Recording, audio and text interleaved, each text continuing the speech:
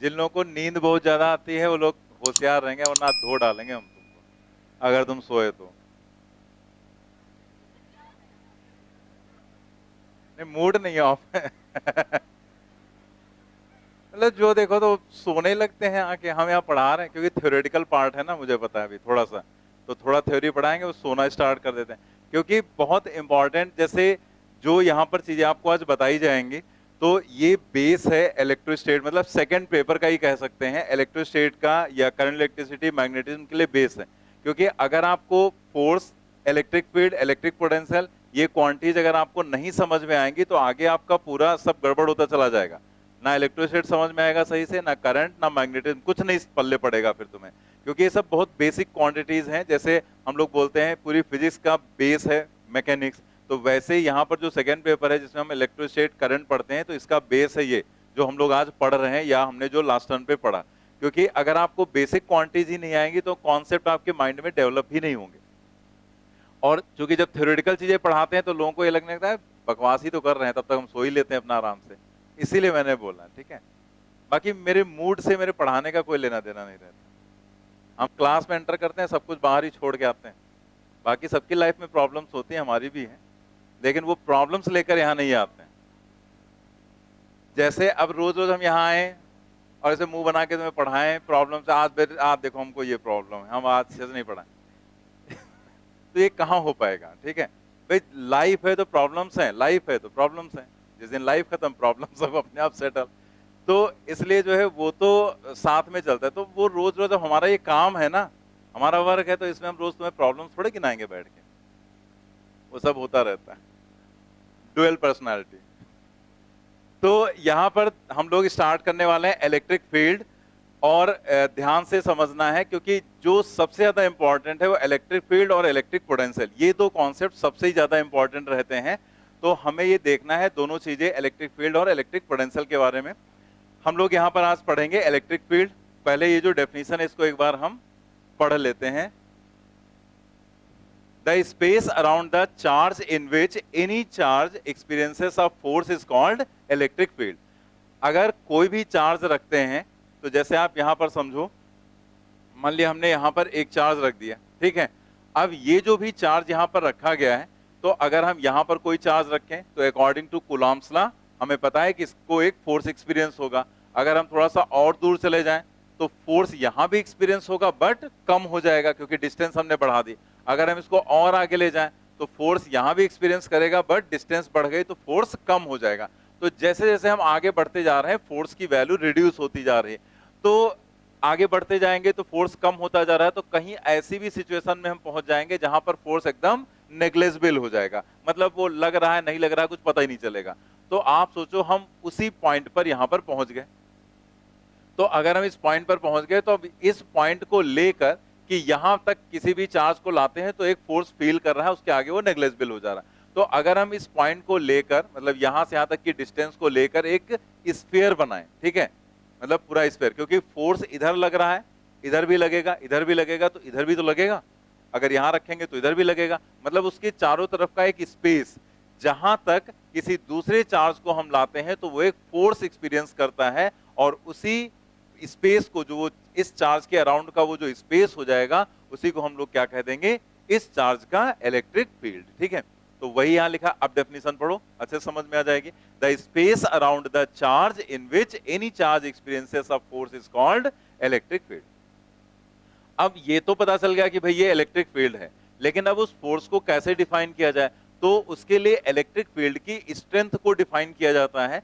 मतलब उस फील्ड की प्रॉपर्टी को बताने के लिए, उसकी स्ट्रेंथ को बताने के लिए एक क्वांटिटी हम लोग डिफाइन करते हैं, इलेक्ट्रिक फील्ड इंटेंसिटी। हिंदी में बोलते हैं विद्युत क्षेत्र की तीव्रता, इसको हम लोग ई से डिनोट करते हैं। अब यहां पर ये क्या है, द इलेक्ट्रिक फील्ड इंटेंसिटी, इस चीज को कैसे डिफाइन किया गया। देखो अभी जो हम बता रहे हैं वो सीधे सीधे आपको डेफिनेशंस बता रहे हैं। अभी हम थोड़ी देर बाद जब आपको इलेक्ट्रिक फील्ड लाइंस के बारे में बताएंगे तब हम वहां पर आपको समझाएंगे कि ये है क्या एक्चुअल में, मतलब ये कौन सी क्वांटिटी है और कहां से ये आ गई, ठीक है, क्यों ऐसी क्वांटिटी को डेवलप किया गया, है क्या एक्चुअल में। तो ये चीजें धीमे धीमे आपको समझ में आएंगी। अभी आपको जो डेफिनेशन समझाई जा रही है बस उनको आप समझो कि ये जो हमने कहा इसको हमने इलेक्ट्रिक फील्ड कह दिया, वो स्पेस जहां तक वो फोर्स फील करेगा कोई भी जब दूसरा चार्ज लाएंगे। इलेक्ट्रिक फील्ड इंटेंसिटी उसी इलेक्ट्रिक फील्ड की इंटेंसिटी यानी कि उसकी जो स्ट्रेंथ है उसको मेजरमेंट करने के लिए क्वांटिटी बनाई गई। उस क्वांटिटी को कैसे डिफाइन किया जाएगा, कैसे आपको बताया जाएगा कि आप इसको ऐसे यहाँ पर करके देख सकते हैं कि इसकी इंटेंसिटी क्या है, वही हम यहाँ पर पढ़ने जा रहे हैं। The electric field intensity at a given point in an electric field is the force experienced by a unit positive charge placed at that point if F is the force on a test charge then।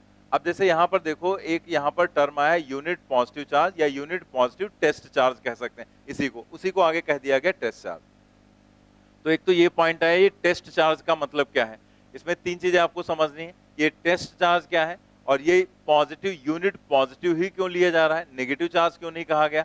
और दूसरा यहाँ पर जो ये दोनों को लेकर ये चीज हम लोग दिखा रहे हैं फोर्स पर यूनिट एरिया वो क्या है, ठीक है, सॉरी फोर्स पर यूनिट चार्ज।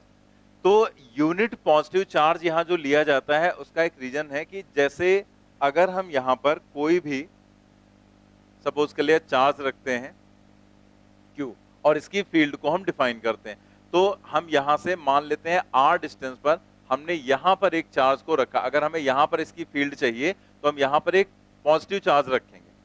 तो पॉजिटिव चार्ज पर अगर ये भी पॉजिटिव है और ये भी पॉजिटिव है तो जो रिपल्सन फोर्स लगेगा वो ऐसे लगेगा, लाइन ज्वाइनिंग के अलोंग कूलॉम्स लॉ के अकॉर्डिंग। तो जिधर फोर्स होता है उधर ही इसकी इलेक्ट्रिक फील्ड ली जाएगी, ठीक है। तो जिधर फोर्स है उधर ही इलेक्ट्रिक फील्ड लेने का मतलब पॉजिटिव चार्ज पर जिधर फोर्स लग रहा उधर ही इलेक्ट्रिक फील्ड, यानी कि E का जो डायरेक्शन होगा वो उसी फोर्स के अलोंग होगा।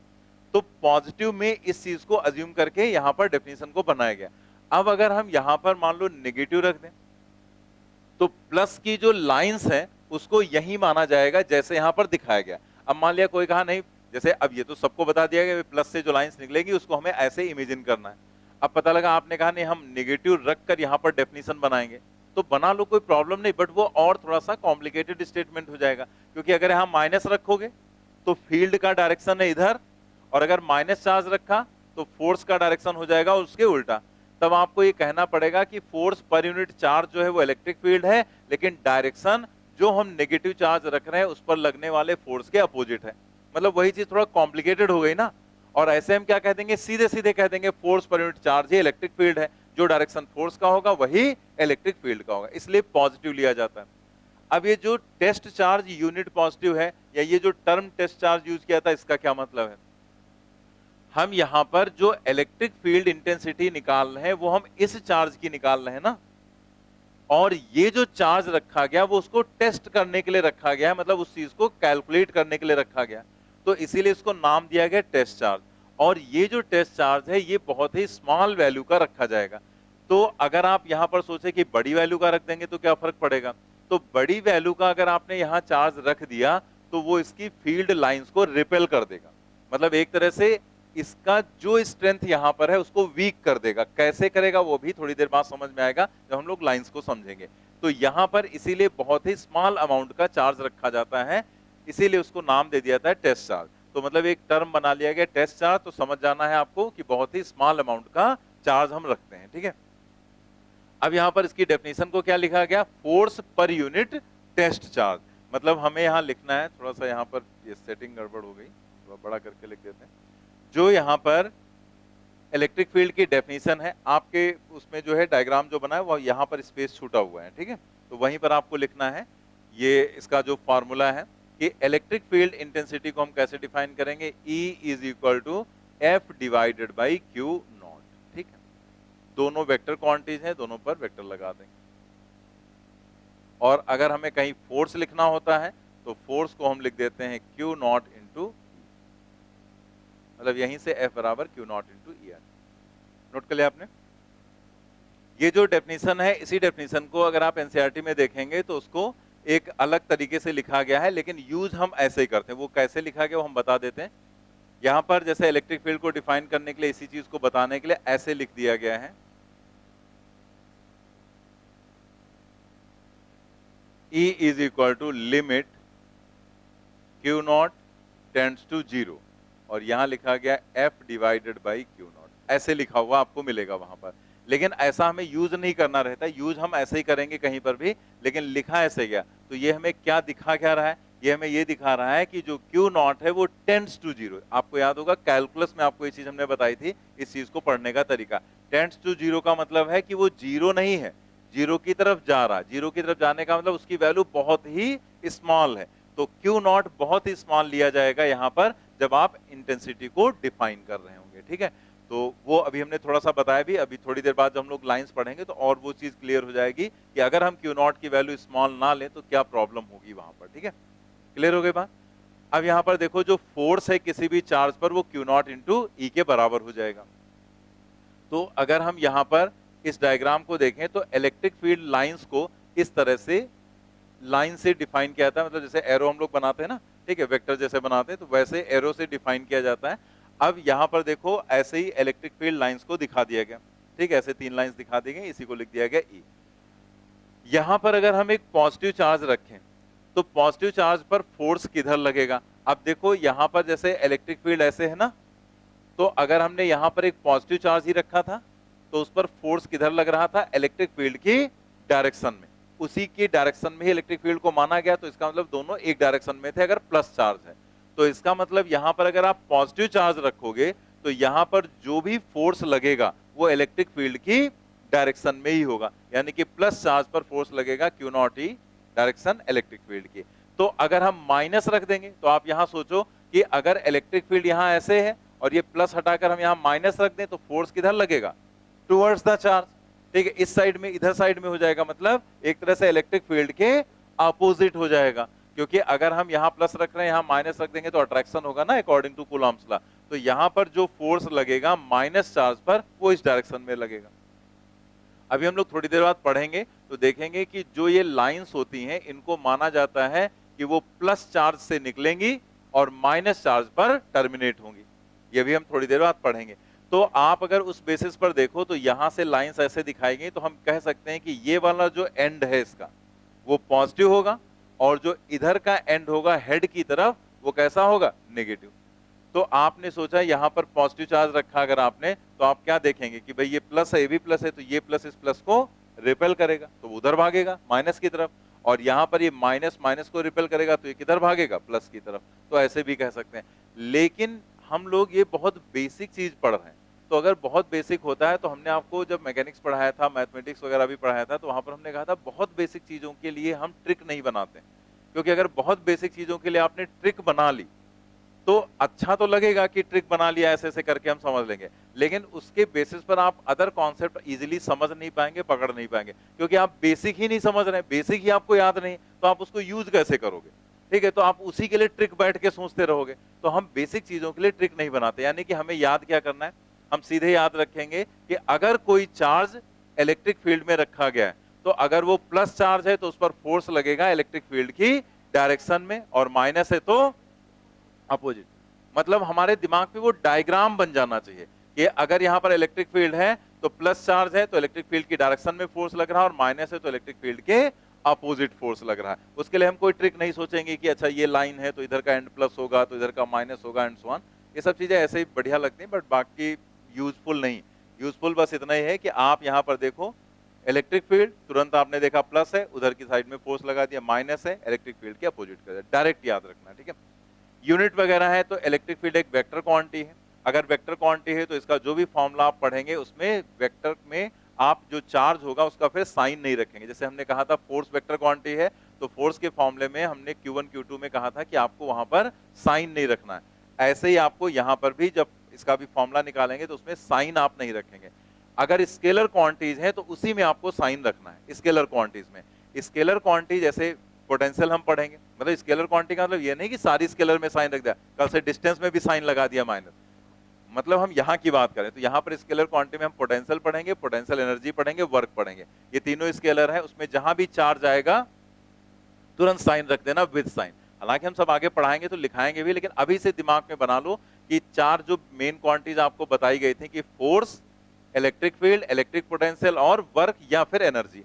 तो अगर हम फोर्स और इलेक्ट्रिक फील्ड की बात करेंगे तो उसमें हम साइन चार्ज का नहीं रखेंगे, पोटेंशियल या वर्क या एनर्जी की बात करेंगे तो उसमें हम चार्ज को विद साइन रखेंगे वहां पर, ठीक है। तो ये तो हो गया यहां पर इसके बारे में। एसआई यूनिट है, फोर्स अपॉन चार्ज है, क्या होगा, न्यूटन पर कूलम। या फिर वोल्ट पर मीटर। ये वोल्ट पर मीटर कहां से आ गया? आगे हम लोग इलेक्ट्रिक फील्ड का एक और फॉर्मूला पढ़ेंगे, V/D। तो V होता है वोल्ट और D होता है डिस्टेंस मतलब मीटर। तो ये आगे पढ़ेंगे, लेकिन यूनिट यहीं पर लिख दी गई कि 2 यूनिट्स होती है, न्यूटन पर कूलाम कहें या फिर हम वोल्ट पर मीटर कहें। और डायमेंशन निकाल ही सकते हैं। न्यूटन मतलब ml T⁻², कूलाम मतलब AT। ठीक है, T ऊपर ले जाएंगे -3, ऊपर ले जाएंगे -1 हो जाएगा। ठीक है, तो ये तो सब हम लोग रटने वाली चीजें नहीं, यूनिट तो हमें याद ही हो जाती फॉर्मूले से, और डायमेंशन हम लोग जरूरत पड़ने पर निकाल लेंगे। तो इतनी बातें क्लियर हो गई। आगे हम लोग बढ़ते हैं। Electric field intensity due to a point charge. अब हम एक पॉइंट चार्ज की वजह से इलेक्ट्रिक फील्ड होगी क्या वो देखेंगे। ये तो यहाँ पर डेफिनेशन बता दी गई कि भाई फोर्स पर यूनिट टेस्ट चार्ज यहाँ पर जो होगा वही इलेक्ट्रिक फील्ड है। ठीक है, ये हमने क्वांटिटी ऐसे डिफाइन की। अब इस क्वांटिटी को हम ऐसे कैसे रखेंगे कि अगर यहाँ पर एक पॉजिटिव चार्ज है तो इसकी कितनी स्ट्रेंथ या कितनी इंटेंसिटी यहाँ पर होगी। तो उसके लिए आपको क्या बताया गया कि आप यहाँ पर एक टेस्ट चार्ज रखेंगे r डिस्टेंस पर p पॉइंट पर। इस टेस्ट चार्ज को हम लोग पॉजिटिव ही लेते हैं। तो अगर ये पॉजिटिव टेस्ट चार्ज है तो इस प्लस q चार्ज की वजह से इसके ऊपर फोर्स लगेगा, इधर लाइन ज्वाइनिंग के अलॉन्ग रहेगा और अवे रहेगा। ठीक है, क्योंकि रिपल्सन का रहेगा, माइनस होता तो अट्रैक्शन का रहता। तो इधर फोर्स देखेंगे। और अभी क्या बताया गया, जिधर प्लस चार्ज पर जिधर फोर्स होगा उधर ही हम इलेक्ट्रिक फील्ड को इमेजिन करते हैं। तो इलेक्ट्रिक लाइंस भी इधर ही रहेंगी, इलेक्ट्रिक फील्ड और फोर्स। ठीक, आप यहां पर देखेंगे कि इस चार्ज के ऊपर लगने वाला जो फोर्स है, दैट फोर्स पर यूनिट चार्ज मतलब F/Q0, इसी को क्या कहा गया? Electric field intensity. तो नेक्स्ट जो हेडिंग पड़ी है उसी के नीचे आप लिख लेंगे यही, electric field intensity due to a point charge, E is equal to F divided by Q0। अब आप यहां देखो जो फोर्स है अकॉर्डिंग टू कूलॉम्स लॉ, वो फोर्स क्या हो जाएगा? 1/4πε0 Q0 डिवाइडेड बाई r²। ये तो फोर्स हो गया, और इंटू 1/Q0। Q0 है ना, Q0 कर दिया। तो आप देखो यहां पर ये Q0 और Q0 कैंसिल हो गया। अब यहां पर देखेंगे E का फॉर्मूला क्या आ गया? 1/4πε0 Q डिवाइडेड बाई r²।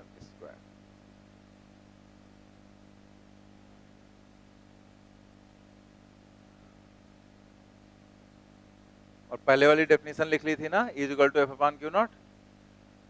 ये पीछे वाला लिखा था कि नहीं? ये लिखना था।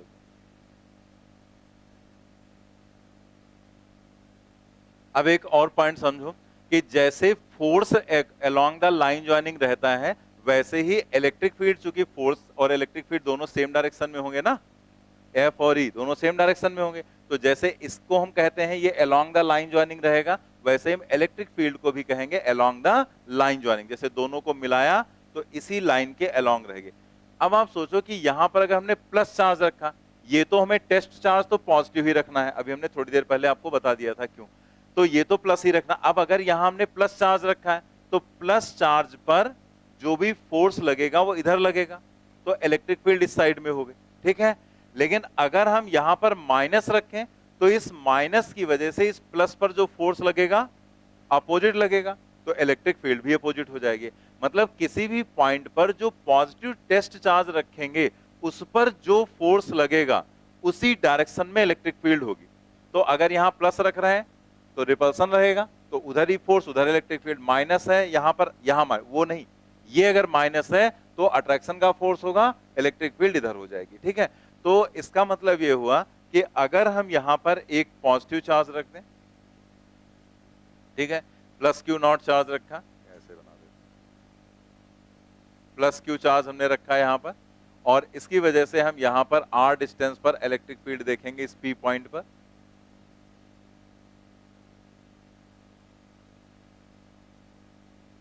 ठीक है, और दूसरा यहीं पर हमने एक नेगेटिव चार्ज रखा -Q, और इसकी वजह से हम r डिस्टेंस पर यहां पर एक P पॉइंट है और इस P पॉइंट पर हम इलेक्ट्रिक फील्ड देखेंगे। ठीक है, प्लस की वजह से और माइनस की वजह से।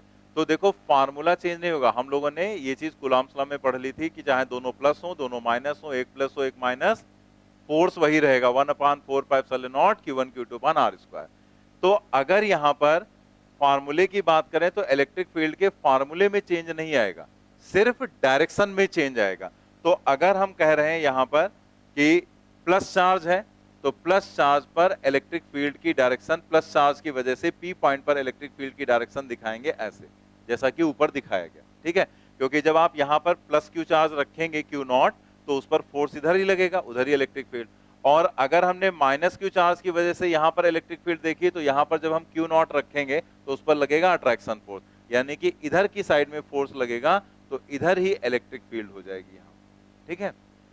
तो अब ये चीज हमने आपको समझाई है भी, जो भी वो सब आप एक किनारे रखो, सीधे याद करना, सीधे हमें रट लेना है कि अगर प्लस क्यू चार्ज के कारण आर डिस्टेंस पर इलेक्ट्रिक फील्ड देखेंगे तो चार्ज से अवे, ठीक है। जैसे इस पॉइंट पर है तो अब इस पॉइंट पर हम एरो इधर बना सकते हैं या इधर, क्योंकि लाइन ज्वाइनिंग के अलॉन्ग ही रखना है। तो अगर यहां प्लस चार्ज है, उसकी फील्ड देख रहे हैं, तो हम अवे बनाएंगे। और अगर यहां पर माइनस चार्ज है, तो यहां पर अगर हम फील्ड देखेंगे तो चार्ज में जो ये एरो हम बनाएंगे वो हेड किधर रहेगा, चार्ज की तरफ रहेगा। अब ये है तो बहुत सिंपल सा पॉइंट, लेकिन यही चीजें जब आगे हम लोग यूज करना स्टार्ट करते हैं अलग अलग तरह के कॉन्सेप्ट में, तो कई लोग इसमें कंफ्यूज हो जाते हैं कि यहाँ पर डायरेक्शन ऐसे क्यों दिखाई गई, ऐसे क्यों दिखाई गई, जबकि रहेगा यही पॉइंट, क्योंकि ये बदलने वाला नहीं है पॉइंट। लेकिन अगर हमारे दिमाग में सेट नहीं हुआ तो हम डायरेक्शन दिखाने में गड़बड़ कर देते हैं, ठीक है।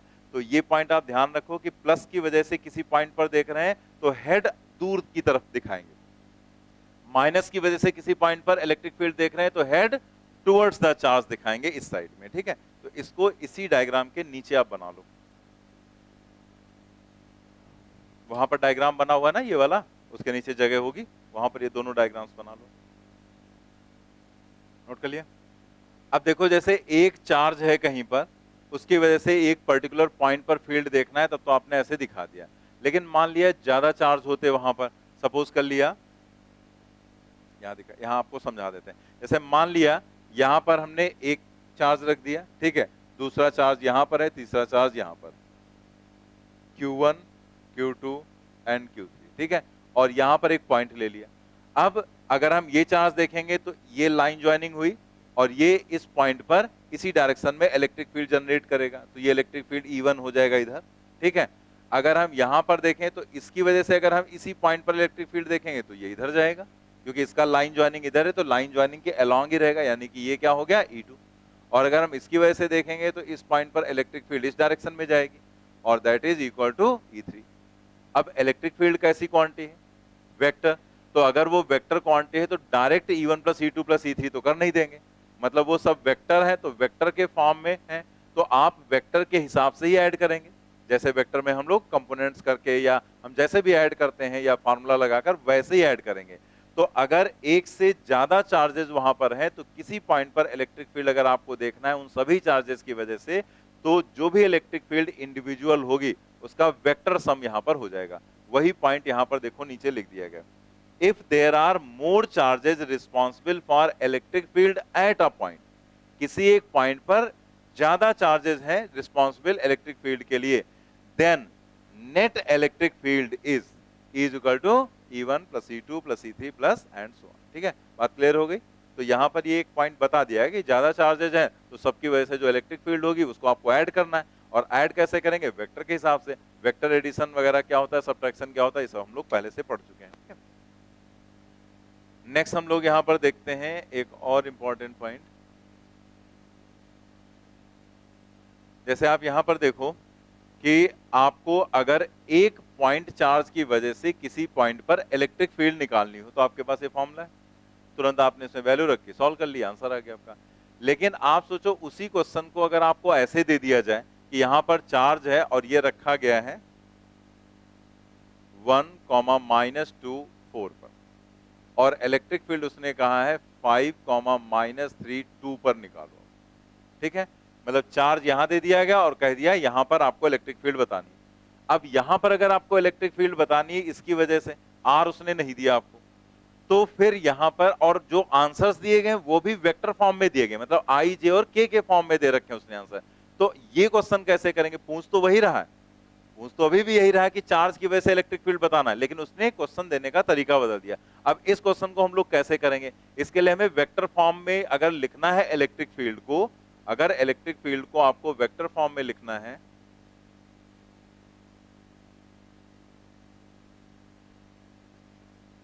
इलेक्ट्रिक फील्ड को, तो हमें पता है वेक्टर क्वांटिटी के लिए हमें क्या क्या चाहिए होता है, मैग्नीट्यूड और डायरेक्शन, दो चीजें चाहिए होती हैं, मैग्नीट्यूड एंड डायरेक्शन। तो हमें इसका मैग्नीट्यूड लिखना होगा, तो मैग्नीट्यूड यहां पर क्या है वो तो हम पीछे पढ़ ही चुके हैं, 1/4π0 Q/r²। चलिए मैग्नीट्यूड लिख दिया। अब बात आती है डायरेक्शन की। अब डायरेक्शन कैसे लिखेंगे, तो डायरेक्शन अगर आप देखो यहां पर इस लोकेशन पर, तो जो ये आर वेक्टर है, अब डायरेक्शन निकालेंगे तो हम इसी के रेस्पेक्ट में निकालेंगे ना, इसी के रेस्पेक्ट में निकालेंगे, तो ये आर वेक्टर हो गया। तो आर वेक्टर का टेल इधर रखेंगे और हेड, जैसे अगर हमें अपने रेस्पेक्ट में किसी की भी डायरेक्शन बतानी हो तो हम अपनी तरफ क्या रखेंगे, टेल, और दूसरे की तरफ रखेंगे हेड, क्योंकि हमें किसकी पोजीशन इंडिकेट करनी है वो हम हेड से इंडिकेट करेंगे। तो यहां पर हेड रखेंगे इस साइड में, तो ये आर आ जाएगा यहां पर। अब ये डायरेक्शन हो गई। अब डायरेक्शन एक्चुअल में रिप्रेजेंट कौन करता है, यूनिट वेक्टर रिप्रेजेंट करता है ना डायरेक्शन को। तो आप यहां पर इस आर का क्या रखेंगे, यूनिट वेक्टर आपको रखना होगा, आर का यूनिट वेक्टर आप यहां पर रखेंगे, दैट मींस आप रखेंगे आर कैप। ठीक है, ये आप रख देंगे। तो बस यही तो आंसर हो गया ना हमारा, ये हो गया मैग्नीट्यूड, ये हो गई डायरेक्शन। अब ये जो आर कैप है, हमें पता है हम आर कैप को लिखते हैं आर डिवाइडेड बाई आर। तो आप इसको थोड़ा सिंप्लीफाई करना चाहते हैं तो ये आर यहां से हटा दो और इस आर की जगह पर आप यही वाला रख दो जो लिखा है आपने, दैट मींस आप क्या लिखेंगे, आर क्यूब, और यहां आ जाएगा आर। मतलब फाइनली हम इसका डेरिवेशन आपको लिखाना नहीं चाह रहे थे, इसलिए मैंने ऐसे बताया आपको। ठीक है, तो यहां पर क्या हो जाएगा, आर क्यूब आ जाएगा और यहां क्या आ जाएगा, क्योंकि हम ये बहुत बेसिक चीजें आपको बता रहे हैं तो ये आप डायरेक्टली याद रखो। मतलब इसके लिए आप ये इतना छोटा सा क्वेश्चन अगर एग्जाम में आ गया तो बैठ के उसका डेरिवेशन नहीं करना है हमें, क्या हुआ, सीधे दिमाग में होना चाहिए 1/4π0 इंटू आर। अब सवाल ये उठता है ये आर कैसे निकालेंगे आप, क्योंकि जब तक ये नहीं निकलेगा तब तक मैग्नीट्यूड नहीं निकालेंगे। तो ये तो आपको वेक्टर में बताया गया, इसीलिए वेक्टर पहले बताया गया था आपको। कहां पर बताया गया था, डिस्प्लेसमेंट वेक्टर, जब डॉट प्रोडक्ट पढ़ा रहे थे तो वहां पर आपको डिस्प्लेसमेंट वेक्टर बताया गया था और उसमें बताया गया था फाइनल माइनस इनिशियल आई कैप, ऐसे ही फाइनल वाई, इनिशियल वाई, जे कैप, और फाइनल जेड, इनिशियल जेड और के कैप। ठीक है, वहां से हमें आर मिल गया और आर मिल गया तो उसका वेक्टर मतलब उसका हम मैग्नीट्यूड तो निकाल ही सकते हैं। ठीक है, आर का मैग्नीट्यूड, जैसे मान लिया 3i + 2j + 4k आ गया, कुछ भी आ जाए तो उसका मैग्नीट्यूड पता है √ax² ay² az² से निकाल लेंगे। क्लियर हो गया। तो फाइनली अगर देखो तो यही फॉर्मूला है, और ये फॉर्मूला क्यों बताया जा रहा है उसका रीजन भी बता दिया कि अगर ऐसे कहीं दिया गया है तो आपको ये आर निकालना होगा और इस फॉर्मूले का आपको यूज करना होगा। ठीक है, अब इसी को हम लोग लिख लेते हैं यहाँ पर। सब पर हमने क्वेश्चंस दे रखे हैं तो हम लोग करेंगे आगे, ये भी इस पर भी दिया गया क्वेश्चन। तो यहाँ पर इलेक्ट्रिक फील्ड हो जाएगी